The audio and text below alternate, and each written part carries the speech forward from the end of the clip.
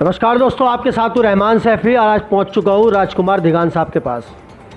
मुद्दा वही है कर्मचारियों का, कर्मचारियों को जो परेशानी चल रही हैं और कर्मचारी उसको किस तरह से फेस कर रहा है, तो इन सब सवालों को लेकर पहुँचा हूँ धिगान साहब के पास।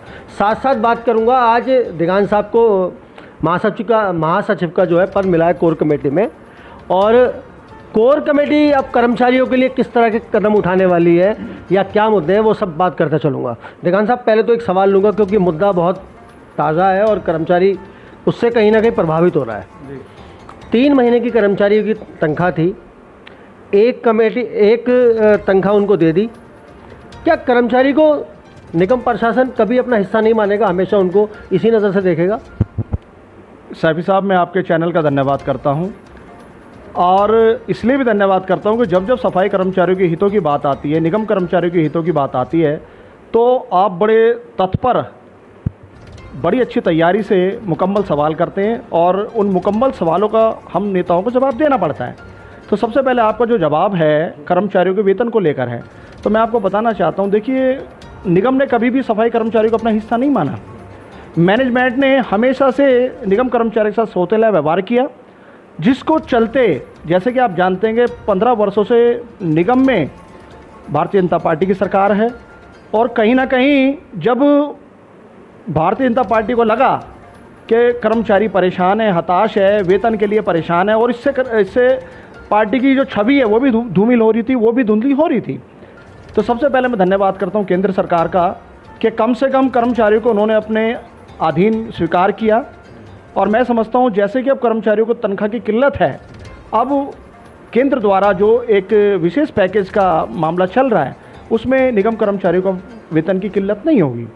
दूसरी बात, मैं एक बात कहना चाहता हूँ अपने देश के गृह मंत्री से, क्योंकि जो निगम है आप केंद्रीय शासित है और केंद्र इसका अपने माध्यम से निर्वहन करेगा। तो मैं अपने देश के गृह मंत्री अमित शाह जी से कहना चाहता हूँ कि देखिए, निगम जो कर्मचारी है वो 8 घंटे की ड्यूटी करता है। वो मई जून जुलाई की गर्मी में जहाँ 46 टेम्परेचर होता है, जहाँ 48 डिग्री सेल्सियस तापमान होता है, वो उसमें भी कार्य करता है। और अभी देखा जा रहा है कि 12 की 12 जोन में कर्मचारियों के साथ ऐसा व्यवहार किया जा रहा है जैसे कोई आतंकवादी हो, जैसे कोई अलगाववादी हो, जैसे कोई वो भूमाफिया हो। इस प्रकार से उसको ढूंढा जा रहा है।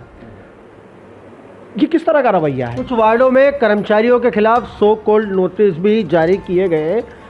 मतलब कर्मचारी अगर बीमार हो गया, रोज़ काम करने वाला है, कर्मचारी इतना गंदगी से भरा काम करता है, वो मतलब उसको नोटिस देने का क्या मतलब है? मुझे ये बात समझ में नहीं आ रही है। मैं जानना चाहता हूँ, उसका विरोध है आपके पास या इसका पक्ष है आपके पास या इसका विपक्ष है आपके पास? देखिए, मैं बताना चाहता हूँ, मैं निगम प्रशासन व भारतीय जनता पार्टी की निंदा करता हूँ। मैं इसलिए अब भारतीय जनता पार्टी को इसलिए टारगेट कर रहा हूँ क्योंकि केंद्र में जो सरकार है भारतीय जनता पार्टी की है और निगम एक ऑटोनमस बॉडी है, एक लोकल बॉडी है। आज जो निगम का जो संचालन कर रहे हैं हमारे देश के गृह मंत्री अमित शाह कर रहे हैं। तो अमित शाह जी, मेरा जो कर्मचारी है, चाहे वो उद्यान विभाग का हो, वेटरनरी विभाग का हो, डैम्स विभाग का हो, इंजीनियरिंग विभाग का हो, चाहे किसी विभाग का, वो आतंकवादी नहीं है। आपने उसको क्या सुविधा दे रखी है? जब वो अपना कार्य करता है तो उसको बैठने का स्थान भी चाहिए, उसका लंच का उसको स्थान भी चाहिए जहाँ वो लंच करे। आपातकालीन स्थिति में यदि उसको शौच जाना पड़ जाए तो आपने कोई शौचालय बना के नहीं दे रखे।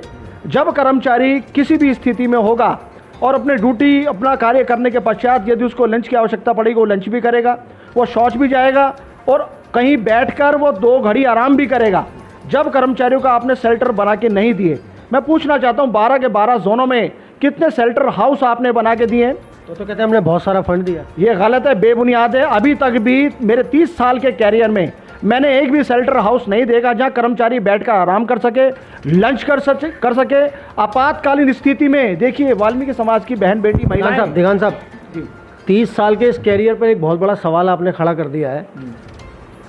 30 साल के कैरियर में दिल्ली के अंदर 200 से ज़्यादा यूनियन काम करने वाली, पूर्वी दिल्ली के अंदर ही 14 यूनियन काम करने वाली और साथ में 2 जीते हुए संगठन, क्या कर्मचारी के लिए एक वार्ड में एक शेल्टर हाउस नहीं बनवा पाए? देखिए, मैं आपको बताना चाहता हूँ, सन 2010 में जो शेल्टर हाउस बने वो निगम कर्मचारियों के लिए बने थे। मैं आपको एक बात और बताना चाहता हूं कि जब शाहदरा उत्तरी क्षेत्र के जो डिप्टी कमिश्नर थे अजीमुल हक साहब थे, उनके कार्यकाल में शाहदरा उत्तरी क्षेत्र में व शाहदरा दक्षिण क्षेत्र में इतने शेल्टर हाउस बने कि कर्मचारी उसमें आराम भी कर सकता था। शौच के लिए उसके साथ उसके लिए टॉयलेट भी था। लेकिन हुआ क्या, उन शेल्टर हाउस पे जो हमारे एसआई इंस्पेक्टर हैं उन्होंने कब्जे किए, जो निगम पार्षद जिनके माध्यम से वो कब्जे हुए, जैसा कि आज वार्ड नंबर 249 के जो भी निगम पार्षद हैं, वार्ड नंबर 248 के जो भी निगम पार्षद, उन्होंने अपने इंस्पेक्टर एसआई को कहा कि आपके पास यदि बैठने के लिए कोई स्थान नहीं है तो आपको हम ये शेल्टर हाउस दे रहे हैं। तो मैं पूछना चाहता हूँ निगम पार्षदों से, क्या वो आपकी संपत्ति थी? वो मेरे निगम कर्मचारियों के लिए बनाए गए थे, जो कि निगम कर्मचारियों को शेल्टर हाउस नहीं दिए गए और निगम कर्मचारी उन शेल्टर हाउस से आज भी वंचित है।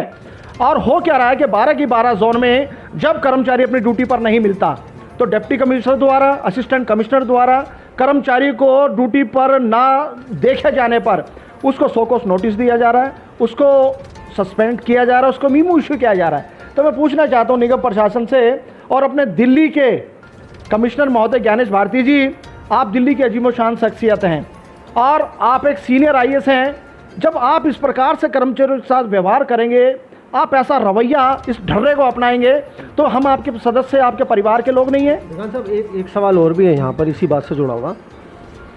दिल्ली के 12 जोन हैं और प्रत्येक जोन में तकरीबन 25 से 34-35 वार्ड होते हैं। हम Shahdara north zone, Shahdara south zone की बात कर लेते हैं फिलहाल।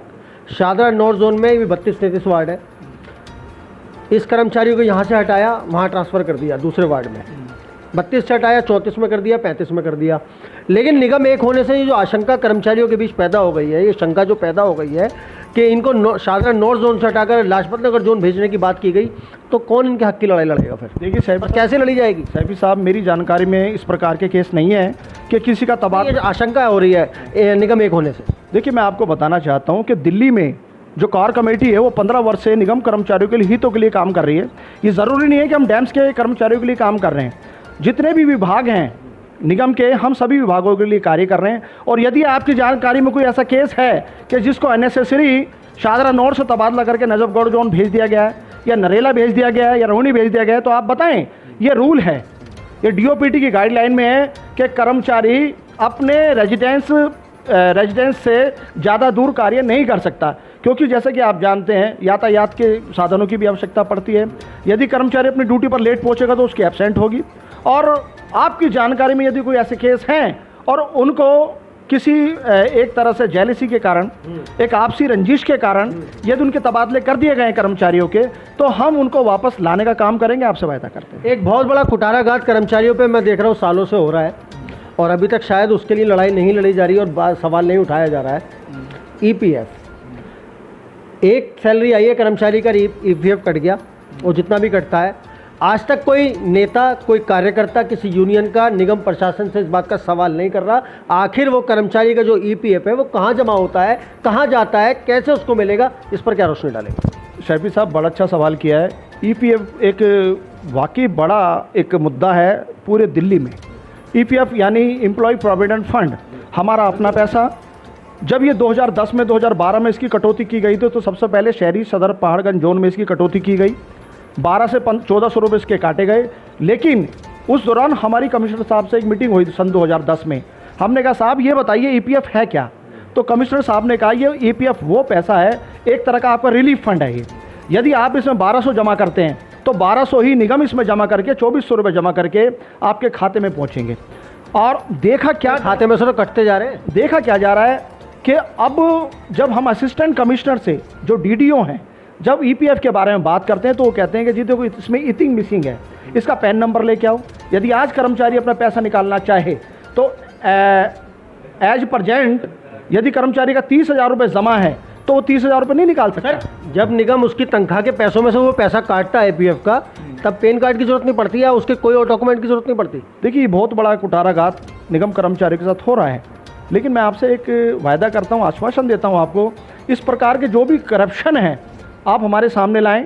और यदि कोई भी कर्मचारी अपना ईपीएफ निकालना चाहता है और अपने ईपीएफ का इंटरेस्ट लेना चाहता है तो मैं इस बात का वायदा करता हूं कि मैं राजकुमार दिगान, दिल्ली नगर निगम कोर कमेटी का प्रधान महासचिव होने के नाते जितने भी आप कर्मचारियों के नाम मुझे गिनवाएंगे, मैं उनको निगम से जितना भी वित्तीय फ़ायदा है वो पहुँचाने का कार्य करूँगा। दिगान साहब, एक आखिरी सवाल, मोर्चे संगठन मैंने भी अपने कार्यकाल में बहुत सारे और बहुत बार और बहुत बड़े बनते हुए देखे हैं, लेकिन कहीं ना कहीं ये देखा गया है कि उन कोर कमेटी का या संयुक्त मोर्चों का फ़ायदा कर्मचारी को नहीं मिला है अभी तक।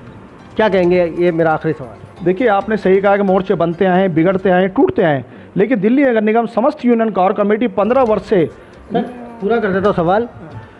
टूटते आए हैं बिल्कुल बेशक, लेकिन निगम ने उसे नहीं तोड़ा है, आपसी रंजिश ने उसे तोड़ा है। देखिए, मैं बताना चाहता हूँ आपको, अब 12 की 12 जोन में जितनी भी यूनियंस हैं वो एकजुट हो चुकी हैं, झंडे के नीचे आ चुकी हैं और दिल्ली नगर निगम कोर कमेटी का पुनः गठन किया गया, जिसके दिल्ली के अध्यक्ष संतलाल चावरे जी को बनाया गया है और प्रधान महासचिव मुझे नियुक्त किया गया है। मेरे लिए सौभाग्य की बात है कि समाज मुझसे बहुत सारी अपेक्षाएं रखता है। वाल्मीकि समाज निरंतर मुझसे ये प्रयास करता है कि मैं उनके लिए कार्य करूं, अपने समाज के लिए कार्य करूं और मैं प्रतिबद्ध हूं।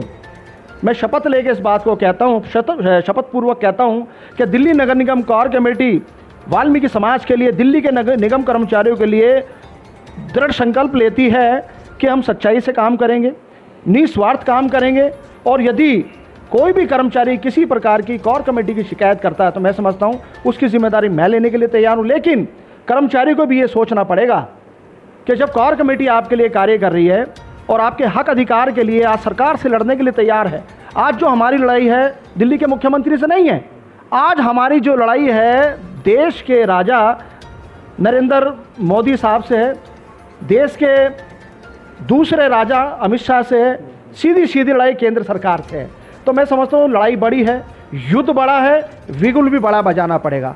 तो इसलिए मेरी तमाम निगम कर्मचारियों से अपील है, चाहे वो किसी विभाग से हो, जब भी दिल्ली में कोई आंदोलन हो, दिल्ली में कोई भी डेमोन्स्ट्रेशन हो, दिल्ली में कोई भी काम बंद हड़ताल हो, तो आपको भी सच्चाई से, ईमानदारी से उस प्रदर्शन में वो अपनी भागीदारी दिखानी पड़ेगी जिसके आप लोग हकदार हैं। हम आपकी लड़ाई लड़ रहे हैं, हम आपके हक हकूक़ की लड़ाई लड़ रहे हैं।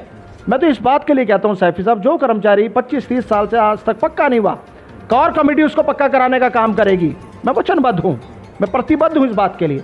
जिस कर्मचारी को 2003 से पक्का माना है, 2004 से पक्का माना है, उसको आज तक भी उसके एरियर का एक मुश्त भुगतान नहीं दिया, कोर कमेटी उनके एक मुश्त एरियर के भुगतान के लिए प्रतिबद्ध है, शपथ पूर्वक इस बात को कहती है। जिन कर्मचारियों के ऊपर FR 70 यानी फंडामेंटल रूल 17 लगा रखा है, दिल्ली नगर निगम कोर कमेटी उस FR 17 को हटाने का काम करेगी, चाहे इसके लिए हमें सरकार की ईंट से बजानी पड़े, हमें देश के प्रधानमंत्री के खिलाफ प्रदर्शन करना पड़े, देश के गृह मंत्री के साथ प्रदर्शन करना पड़े। हम तैयार हैं और हमने अपनी लड़ाई का जो बिगुल बजा दिया है। हमारा जो पहला प्रदर्शन है वो रोहिणी जोन से है।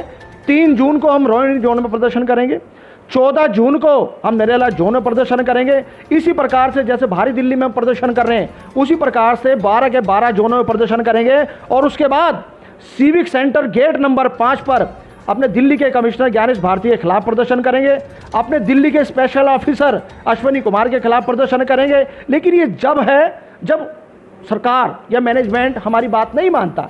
यदि मीटिंग के द्वारा, बैठक के द्वारा हमारी बातों को मान लिया जाता है तो मैं समझता हूँ प्रदर्शन किसी बात का हल नहीं है। लेकिन लोकतांत्रिक देश है भारत, और जहाँ लोकतंत्र की बात आती है हमें हक है, ये हमारे हक अधिकार की बात है, हमारे परिवार की बात है, हमारे हकूक़ की बात है। जब भी हमारे हक अधिकार का हनन किया जाएगा, जब भी वाल्मीकि समाज का दमन किया जाएगा, हम दिल्ली में प्रदर्शन करेंगे। इसके लिए हमें कोई रोक नहीं सकता। हिंदुस्तान आज़ाद है और हम भी आज़ाद हैं।